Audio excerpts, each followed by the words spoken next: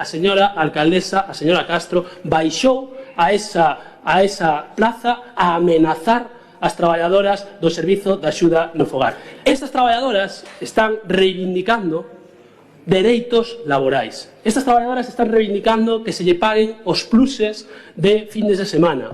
Estas traballadoras están reivindicando que se lles respete os descansos laborais. Están reivindicando que se respeten que non poden traballar 14 días seguidos e librar 2. Están reivindicando que as nosas persoas maiores estean o mellor posible ou que teñan a atención mellor posible. Estas traballadoras xa fixeron folgas ao Bloque Nacionalista Galego, xa reivindicaron os seus dereitos laborais ao anterior goberno e estas traballadoras poden ser acusadas de nada, porque se fixeron as mesmas protestas ao anterior goberno e a este, e non entenden de colores, entenden de dereitos, como ten que ser. E esta organización política non só as apoia, sino que se sinte tremendamente orgullosa de que existan traballadoras que defendan os seus dereitos, porque esos dereitos non son só os delas, son os de toda a cidadanía.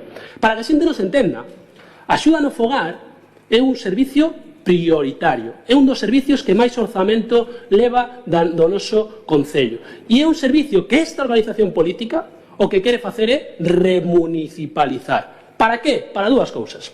Para mellorar o servicio e para mellorar as condicións das traballadoras. Para quitarlles o beneficio das traballadoras que se levan ás empresas. Porque as empresas non son tontas. As empresas gañan cartos co traballo das traballadoras.